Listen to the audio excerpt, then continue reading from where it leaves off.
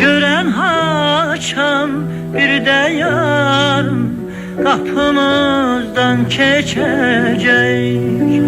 Gören haçam bir de yarım kapımızdan geçecek.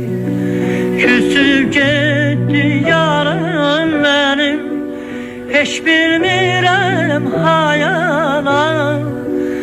Axı niyə